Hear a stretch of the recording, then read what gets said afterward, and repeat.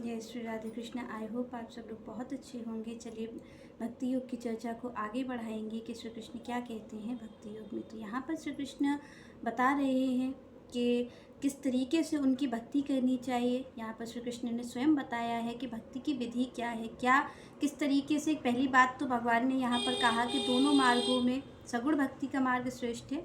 तो कलिकाल के जीव को सगुण भक्ति का मार्ग ही अपनाना चाहिए, उसे निर्गुण भक्ति के इस कष्टप्रद मार्ग को नहीं अपनाना चाहिए, क्योंकि भगवान भी यहाँ पर कहते हैं कि कलिकाल के जीव के लिए ये मार्ग बहुत ही कष्टप्रद है। उसके लिए इस मार्ग से भक्ति कर पाना बहुत ही कष्टप्रद होगा, क्योंकि इसमें कोई संशय नहीं है कि भगवान की प्राप्ति तो उसे इस मार्ग से भी हो जाएगी, पर उसके बाद भी क्योंकि वो इसको नहीं इस मार्ग से वो ज़्यादा आगे तक नहीं जा पाएगा, क्योंकि यहाँ पर हर चीज़ों को नियंत्रित करना होता है। तो भगवान ने कहा सरल और सुगम मार्ग कलिकाल के जीव के लिए यही है कि वो सगुण भक्ति को अपनाए, सगुण रूप से भगवान का सेवा में लगे, जिससे कि उसको भगवान की प्राप्ति सरल और सुगम रूप से हो सके। तो यहाँ पर श्री कृष्ण कहते हैं कि भाई मेरी कोई सेवा करेगा, पर उसे किस तरीके से करनी है।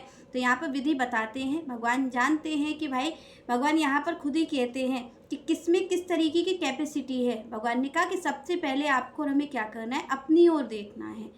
अर्जुन अपनी ओर देख रहे हैं, अपनी ओर देख करके वो भगवान की भक्ति करते हैं, भगवान की शरण में हैं, भगवान से पूछ रहे हैं। तो यहाँ पर भगवान ने अपनी ओर अर्जुन की ओर देख करके ही कहा है कि सगुण भक्ति का मार्ग श्रेष्ठ है, क्योंकि अर्जुन की स्थिति कैसी है, अर्जुन भगवान से प्रत्यक्ष रूप से संबंधित हैं। अर्जुन ने कभी निराकार की उपासना नहीं की, अर्जुन निराकार से परिचित नहीं है, तो अर्जुन भगवान के साकार रूप से परिचित हैं। क्योंकि यहाँ पर भगवान ने अपना विराट स्वरूप भी अर्जुन को दिखा दिया। उसके बाद भगवान ने भक्ति युग की चर्चा की। तो यहाँ पर अर्जुन भगवान को दोनों तरीके से अब जान चुके हैं। उसके बाद भगवान से पूछ रहे हैं कि मेरे लिए कौन सा श्रेष्ठ मार्ग है। तो यहाँ पर स्पष्ट रूप से भगवान ने कहा कि जो सगुण भक्ति का मार्ग है वो श्रेष्ठ है। और यहाँ पर भगवान ने कहा कि जो मेरी भक्ति करने से क्या होता है कि अगर आप निर्गुण भक्ति का मार्ग अपनाते हो तो स्वयं आपको अपने आप संभाल करनी होगी, पर यहाँ पर अगर सगुण भक्ति का मार्ग कोई अपनाता है तो भगवान उसके रक्षक होते। भगवान कहते हैं अगर कोई मुझे सब चीज़ों को त्याग करके वो मेरी शरण आ जाता है तो भगवान कहते हैं उसके जीव का उद्धारक मैं बनता हूँ। इस समुद्र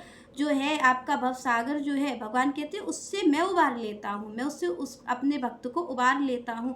क्योंकि आपको पता है कि अगर कोई समुद्र में गिर जाए, कोई सागर में गिर जाए, तो उसकी अपनी क्षमता नहीं है कि वो इससे बाहर निकल सके। क्योंकि आप और हम ऐसा ही प्रयास करते नजर आते। हमें ये लगता है कि हम भगवान की माया को अपने भजन बल से या फिर हम अपने तप बल से या फिर हम अपने कोई दान के बल से, पुण्य फल से, आपको और हमें ये लगता है कि हम भगवान की माया का पार पा लेंगे। पर भगवान की माया एक समुद्र के समान है। आप और हम इस भव सागर में पड़े हैं। तो यहाँ पर भगवान को क्यों कहना पड़ा, आप इस पर विचार करें। भगवान क्यों कह रहे हैं कि मैं इस भव सागर से उबार लूँगा, क्योंकि समुद्र में गिरा हुआ जीव कभी भी अपने आप को उबार नहीं सकता। आप और हम ये समझते हैं कि हम भगवान का भजन कर लेंगे तो शायद हमें भगवान की प्राप्ति हो जाएगी। और भगवान की प्राप्ति कब होगी, जब हम इस भवसागर से ऊपर उठेंगे, उसके बाद होगी। भवसागर में गिरा हुआ जीव भगवान की प्राप्ति नहीं कर सकता, क्योंकि ये भवसागर किस चीज़ का सागर है, ये माया का ही सागर है। अगर आप श्री कृष्ण की सेवा नहीं करते हैं, आपको फिर माया की सेवा करनी पड़ेगी, क्योंकि यहाँ पर दो ही हैं, एक भगवान और एक भगवान की माया।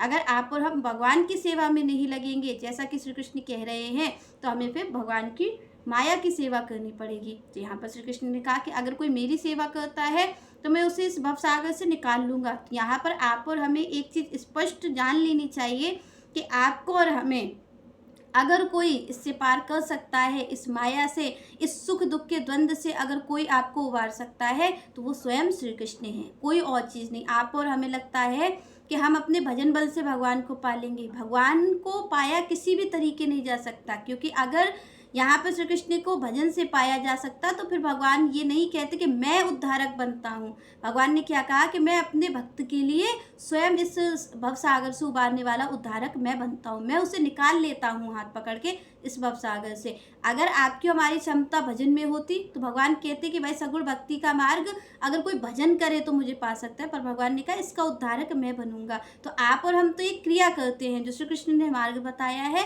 उस पर आप और हम लोग क्या करते हैं कि हमें सबसे पहले समर्पण करना है। भगवान ने कहा कि अगर कोई अपने जीवन को समर्पित कर देता है, अर्पित कर देता है मुझे, तब भगवान ने कहा कि तब मैं उसका उद्धारक बनता हूँ। पर आप और हम क्या करते हैं हमें ये लगता है कि हम भगवान की सगुण भक्ति भी करते हैं तो हम ये कहते हैं कि हम भगवान को अपने भजन बल से पालेंगे, या फिर हमें लगता है कि हम भगवान की सेवा करेंगे तो शायद भगवान को हम पालेंगे। पर भगवान को पाना केवल भगवान की कृपा के द्वारा होता है। भगवान कहते हैं अगर कोई मेरे शरणागत है तो मैं उस पर कृपा करता हूँ और अब उसे अपनी इस माया से छुटकारा दे देता हूँ। तब जब आप और हमारे सामने से ये माया का पर्दा हटेगा तभी तो हमें श्री कृष्ण की प्राप्ति होगी। और ये माया का पर्दा कौन हटाएगा? इसे स्वयं श्री कृष्ण ही हटाने वाले हैं। तो आगे श्री कृष्ण कहते हैं, मये येव मन आधत्सु मयि बुद्धिम निवेशय निवश्यसि मयेव अंत ऊर्ध्व न संशय। भगवान ने कहा यहाँ पर अगर कोई मेरी भक्ति करना चाहता है तो सबसे पहला काम उसे क्या करना है। आप और हम सबसे पहला भक्ति में काम क्या करते हैं कि हम तुरंत के तुरंत भगवान के लिए बढ़िया से बढ़िया भोग ले आएंगे, या बढ़िया से बढ़िया उनका मंदिर सजा देंगे, या फिर हम ज़्यादा से ज़्यादा दान दे देंगे, ज़्यादा से ज़्यादा भंडारा कर देंगे। तो आप और हम ये करते हैं, हमें लगता है भक्ति की क्रिया सबसे पहले ये है। पर यहाँ पर भगवान बताते हैं कि भक्ति कैसे करनी है, भक्ति योग कैसे करना है। तो भगवान ने कहा 2 कार्यों से होगा भक्ति योग। पहला तो मन और दूसरा भगवान ने कहा बुद्धि। भगवान कहते हैं कि भाई मन को मुझ में स्थिर करो और बुद्धि का निवेश करो, बुद्धि सही जगह लगाओ। यहाँ पर भगवान ने 2 चीज़ों की बात की।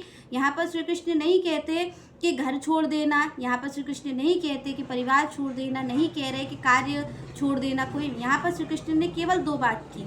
यहाँ पर आपके और हमारे शरीर की बात भगवान ने नहीं की, भगवान ने बात की है मन और बुद्धि की। भगवान कहते हैं अगर कोई मेरी प्राप्ति करना चाहता है तो भगवान कहते हैं कि उसको क्या करना, उसे अपने मन और बुद्धि दोनों को सही जगह लगाना है। आप और हम क्या करते हैं कि हमारा मन और बुद्धि दोनों गलत जगह लगे हैं, तभी आप और हमें भगवान की प्राप्ति नहीं होती, क्योंकि हमारी जो बुद्धि है वो गलत विचार करती है। यहाँ पर भगवान ने कहा कि भाई बुद्धि, यहाँ पर भगवान ने बुद्धि की बात की कि मन और बुद्धि, क्योंकि ये दोनों अलग नहीं है। मन भी आपका कुछ ना कुछ कहता ही है करने के लिए और बुद्धि उस पर विचार करती है। अगर आप और हम किसी चीज़ को कहते हैं, हमारा मन करता है, तो सबसे पहले अगर किसी चीज़ का मन आपको और हमारा कर रहा है कि ये चीज़ हम पा लें, हम ये चीज़ खा लें, तो सबसे पहले बुद्धि ये विचार तो करेगी कि ये चीज़ सही है या गलत।